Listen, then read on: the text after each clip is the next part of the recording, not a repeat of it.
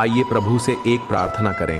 हे श्री कृष्ण, जो भी श्रद्धालु इस अमृतमय वाणी को सुन रहा है, उसके जीवन में सदैव आपकी कृपा बनी रहे और उसके दुख दूर हों।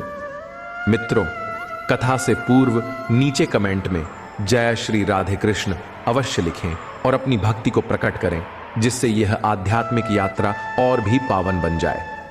दोस्तों, आप सभी से निवेदन है कि भगवान श्री कृष्ण की इस कथा का अपमान न करते हुए इस कथा को आप पूरा अंत तक अवश्य सुनिएगा। तो चलिए आगे की कथा आरंभ करते हैं। मित्रों, भगवान श्री कृष्ण कहते हैं कि जब आत्मा स्वयं में टिक जाती है, तब उसे न किसी संग की दरकार होती है और न ही किसी तारीफ की प्यास। उसका तेज इतना प्रखर होता है कि अंधकार भी उसकी ओर मार्गदर्शन हेतु झुकता है। यह बात केवल ज्ञान की परिभाषा नहीं, गूढ़ सत्य को खोलने वाली कुंजी है। जब हम दुनिया से जुड़ने की बजाय अपने भीतर उतरना शुरू करते हैं, जब अकेले रहना हमारी आदत नहीं बल्कि ताकत बन जाती है, तब हमारी अंतरात्मा की शक्ति इस संसार को प्रभावित करने लगती है।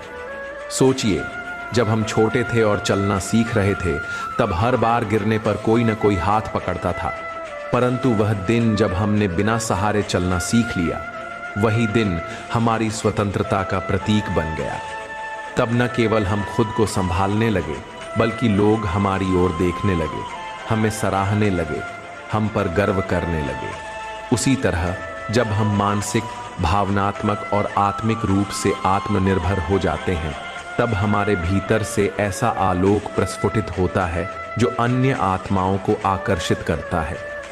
मित्र श्री कृष्ण कहते हैं कि जो व्यक्ति अकेले रहकर संतोष पाता है, वह दूसरों पर निर्भर नहीं रहता। उसकी प्रसन्नता किसी की उपस्थिति पर आधारित नहीं होती। उसका दुख किसी की बेरुखी से नहीं जुड़ा होता, क्योंकि वह स्वयं को समझ चुका होता है। यही आत्मबोध और आत्मनिर्भरता लोगों को आपकी ओर खींचती है। जो व्यक्ति भीड़ में शांत और एकांत में आनंदित रह सकता है, वही समाज में प्रेरणा बन जाता है। तब लोग हैरानी से पूछते हैं, इसमें ऐसा क्या है जो हमारे पास नहीं?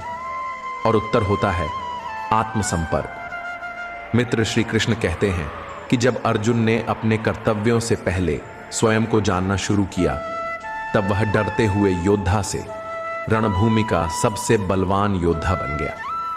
श्री कृष्ण ने कभी यह नहीं कहा कि सबको साथ लेकर चलो, बल्कि यह सिखाया कि पहले स्वयं को जानो। जब तक हम दूसरों की राय, उपस्थिति या प्रशंसा पर निर्भर रहेंगे, तब तक हमारी असल पहचान